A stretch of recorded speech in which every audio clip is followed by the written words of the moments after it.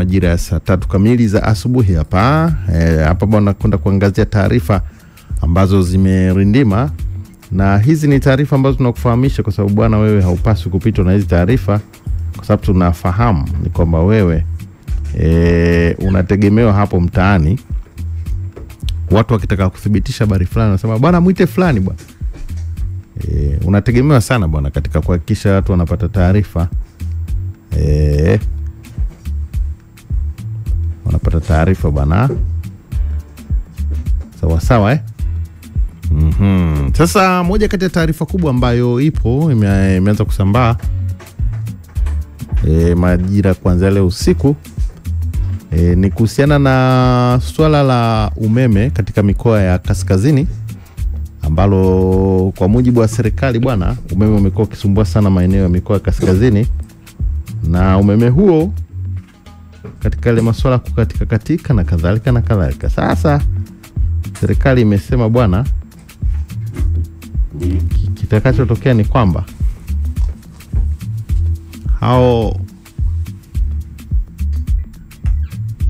huo mgao mnaoona hamtauona tena mikoa kaskazini, Kilimanjaro, Arusha, Manyara. Hamtauona tena huo mgao ambao umekuwa ukiwasumbua, kwa sababu serikali sasa ina mpango wa kununua umeme nje ya nchi, kwa mujibu wa rais wa nchi Dr. Samia Suluhu Hassan mwenyewe akithibitisha namna hii. Tuna umeme, tuna maji ya uhakika. Umeme unakatika maeneo ya kaskazini huku, lakini serikali yenu inachukua hatua ya kununua umeme nje maalum kwa mikoa hii ya kaskazini, ili umeme upatikane masaa 24 muda wote bila kukatika. Tuko kwenye hatua za mwisho kusaini mikataba ili tuweze kununua umeme ule uungwe kanda ya kaskazini na wananchi wafaidi na umeme.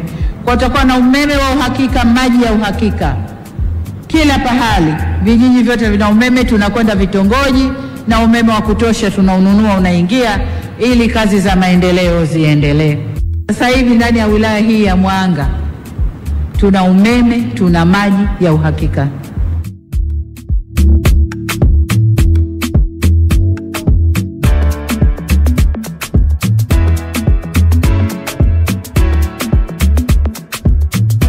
Sasa wakati Rais Samia akizungumza hayo bwana, kukatokea ufafanuzi kutoka kwa msemaji wa serikali. Labda alisi watu wajaelewa kama alivyohisi. Mwenye sikuelewa mwanzo. Ameelezea kitaalamu hivi, unaweza ukabaki una maswali machache kuliko yale yaliokuwa na mwanzo. Kweli Labda nikupe hii. Baada ya Mheshimiwa Rais Samia kusema kwamba serikali itanunua umeme maalum. Hivi unaelewa? Yaani serikali inakwenda kununua umeme maalum, yani umeme utakuwa maalum. Sawa? Kwa ajili mikoa kanda ya kaskazini, ili umeme usikatike mara kwa mara. Ofisi ya msemaji mkuu wa serikali imetoa ufafanuzi kwamba umeme uliopo katika grid ya taifa unazalishwa kutoka kanda ya kusini mashariki. Sikiliza utaalamu Exaudi, usijifanye una pointe za msingi. Huu umeme ambao tunao unazalishwa kutoka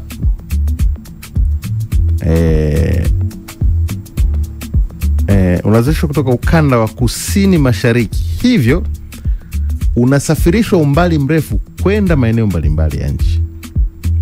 Hiyo hali inasababisha hapo katikati umeme kupotea.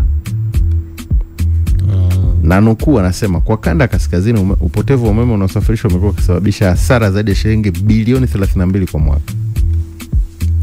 Kutokana na upotevu na usafirishaji mrefu wa umeme, kanda kaskazini inakabiliwa na changamoto kubwa katika kwa umeme mara kwa mara, hali ambayo inawaathiri wananchi. Sawa.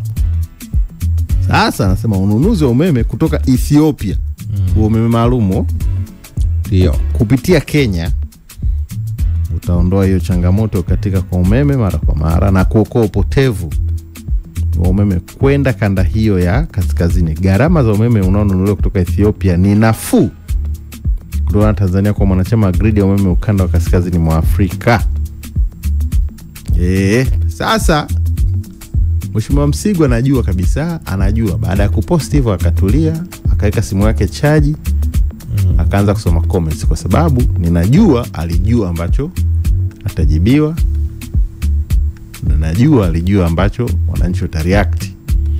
Unajua kauli ya Mheshimiwa Rais ilipokelewa na maswali mengi kwa sababu ya hivi karibuni tumetoka kwenye kipindi cha kuamini tumemaliza shida ya umeme na kuamini kwamba sasa hivi sisi ni matajiri umeme tunaokwenda kuuza nje. Kwa hiyo ilipotoka mara ya kwanza na kwenye kauli ya Mheshimiwa Rais haikuwa na maelezo yoyote ya kwamba kwa nini tunanunua kutoka Ethiopia na nini, kwa nini umeme maalum, kwa nini umbali, hayo yote hakueleza. Kwa hiyo ilihitaji ufafanuzi. Ufafanuzi aliofanya Msigwa unaweza kitaalamu. Jana nilikuwa naongea na ndugu yangu mmoja anasoma mambo hayo.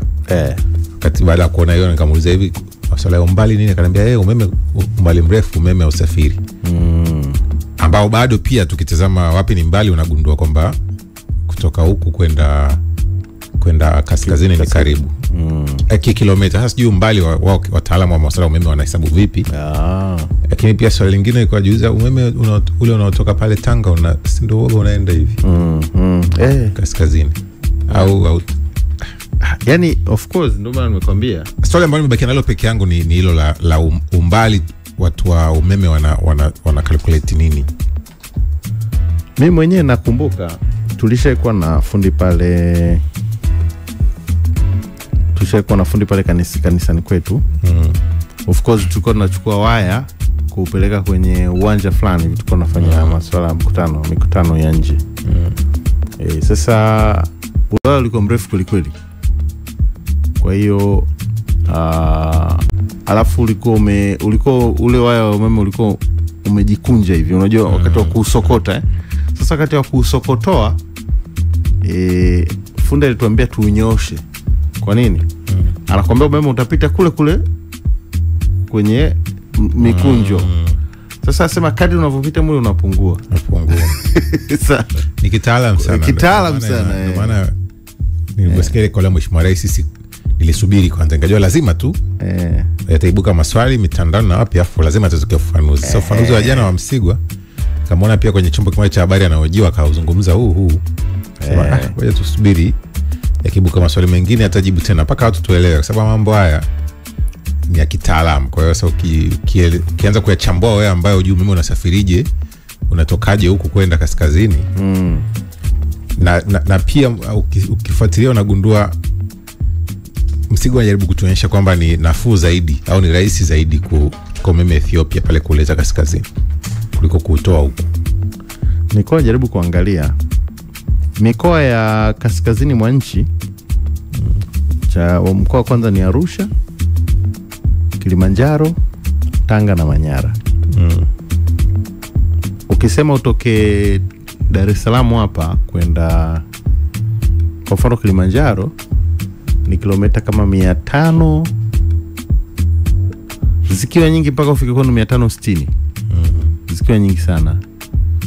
Ukiongezea kwenda Arusha karibia 700 hivi. Ukiongezea kupasua kutoka hapa na Tanga ni chache zaidi kama 400 kasoro. Sasa ni eneo ambalo kutoka kwa mujibu wa Google kutoka Tanzania mpaka Ethiopia ni kilomita 1706. Yani inazidi kutoka hapa Dar es Salaam mpaka Kigoma. Tanzania eneo gani sasa? Huko Dar es Salaam au kutokea kaskazini kwetu? Of course ni kutoka hapa Dar es Salaam. Yeye napiga hiyo tunapiga kwanza kwa vitu vya ndani tupate nani. Na ukifuatilia Google, jana watu wengi sana wamegoogle kwamba umbali Tanzania close to Ethiopia. Jana watu wengi sana. kwa sababu ukiandika Ethiopian Tanzania kwenye Google sasa hivi itakuonyesha Watanzania ambao wametazama kwamba wanajaribu kujiridhisha. Ndio maana nimebakia na swali kwamba calculation ya umbali wa masuala haya umeme tuna calculate kwa kutumia hizo kilomita za kawaida au labda namna wao wana calculate umbali ni nini kwenye masuala ya umeme. Kuna nchi tulisikia zenyewe zina transfer umeme kwa njia ya teknolojia, sio ya nyaya. Ndio zipo, umeona. Sasa usikute kuna hiyo namna. Kwa hiyo nadhani ni kusubiria nani, tutaelewa tu taratibu. Kama kuna sehemu hajaeleweka najua atafafanua tena. Kama ulivyosema Exaudi, issue iko kwamba tumekamilisha bwawa la Nyerere kwa 99% zinaenda 100. Bwawa limekamilika katika eneo ambalo wananchi wana matumaini makubwa. Wakati wananchi wana matumaini makubwa wanapata hizi taarifa. Lakini wakati ulitangazwa mgao wa muda mfupi ule siku 5 wa miundombinu pia nilikwambia jambo kwamba tuna matatizo yanatuandama. Wakati wa migao ya umeme tuko nategemea maji hamna. Maji yakapatikana, sijui maji yapatikana yakaingia kule kwenye vile vinu mpaka yakajaa. Umeme ukapatikana wa kutosha. Ulivyotosha miundombinu haitoshi. Okay, miundombinu inarekebishwa umeme mgao unakuja. Miundombinu inarekebishwa, tunaambiwa kuna mkoa umeme haufiki. Kwa hiyo maswali yatakayokuwepo, je, kaskazini hakuna vyanzo vya kuzalisha umeme? Tunaambiwa kuna joto ardhi, tunaambiwa kuna umeme wa upepo. Kuna maeneo hapo alipotaja Mheshimiwa Rais kuna upepo mkali sana mpaka ukiwa na gari yako imeandikwa tahadhari, sio unafahamu. Ndio. Naelewa. Hatuna vyanzo vingine, gesi na kadhalika. Kwa hiyo hii issue italeta maswali ya aina hiyo ambayo sio mabaya. Watu wanatamani katika kujenga uelewa. Watu si wana imani kubwa, kwa lazima watu waondolewe wasiwasi kwamba tupo kwenye changamoto bado au changamoto imeshamalizika. Kwa sababu tunauza umeme au tunanunua umeme. Na kama tunauzia kina nani? na kununua tunanunua wapi? Inasikana pia ni biashara ya kuuza kununua. Sisi tunauza huku labda kwa aliyeko karibu yetu tunamuuzia. Aliyeko mbali yetu huku tunamuuzia, aliyepo kule tunamnunua. Hiyo inawezekana pia. Kwa hiyo ni ufafanuzi. Ni fafanuzi zije. Na kimsingi labda unajua kama tutanua umeme kaskazini huku, hiyo mikoa 4 ile ukutajia, Arusha, Kilimanjaro, Tanga na Manyara, maana ni kwamba sasa grid ya taifa itakuwa na umeme mwingi kuliko ule wa ziada sasa. Sasa hayo ndio maswali ya kuwauliza kwamba wa ziada vipi? Wa ziada sasa huo maalum kwanza ni wa aina gani? Unakuja kwa mkataba wake. Zakana pia tuna maalum, maana yake una umaalumu wake. Mambo ya kuelezewa. Kauli ya Mheshimiwa Rais ilivyotoka ilikuwa ni lazima iibue maswali. Na sio kwa nia mbaya watu, kwa sababu tayari wanajua kwamba sisi hatuna tena shida. Ni sawa na uwe nyumbani unajua kila kitu kipo, vyakula nini, friji limejaa. Alafu namsikia baba anasema hapo nje, njaa inauma, yani hapa hatuna tena, ngoja tufanye mchakato wote tupate chakula maalum.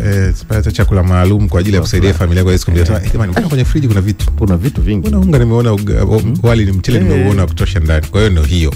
Ndio lazima ujue kwamba kumbe baba yeye anataka kuna kitu ambacho kwenye hivyo vyakula hakipo, nataka kukiongeza nyewe mkahisi kwamba mna njaa. Kwa hiyo tayari ni kusubiria bana. Kwa sisi wafuatiliaji wa mambo, tunachokiona hapa ni kwamba nje na gumzo la Simba na Yanga kutaradadi wiki hii. Hiyo pia swala lingine hapa ambalo litataradadi ni umeme, la kununua umeme kutoka Ethiopia. Hakika itazua maswali, lakini maswali haya ya kujenga na majibu yawe kwa ajili ya kujenga, kwa sababu sisi wenyewe hapa, kwa mfano sisi tunatoka kaskazini, mimi na wewe tutafurahi tukipata umeme wa hakika. Unazungumzia eneo hasa Arusha, mateso bila chuki. Arusha umeme unakatika. Arusha hakuna nyumba haina sola. Arusha itakuwa ni moja kati ya nyumba 10, ila nyumba Arusha zina sola. Nyumba zina matenki ya maji.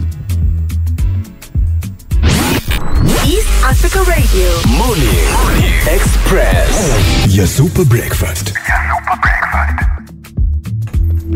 Tuandikie maoni yako kupitia ujumbe mfupi maandishi. Kumbuka sasa hivi tuko live pale YouTube channel East Africa Radio. Unaweza ukaingia kwenye YouTube pale ukatuandikia maoni yako. Pale YouTube bana, ukifika wewe tuambie tu kile ambacho unawaza wewe. Unawaza nini? Kwa haya ambayo tumeyazungumza hapa. Tuambie pia weekend yako ilikuwaje bana? Leo Jumatatu. Ndio kuna weekend nzuri hivi ambayo kuna matukio mengi kuliko. Kwa hiyo na wewe tuambie pia weekend yako imekwendaje. Sisi tupo hapa. Kwa hiyo mpenda soka tunajua ni weekend iliyokukera kidogo, lakini vumilia. Ndio maisha ni safari. Maisha ni safari.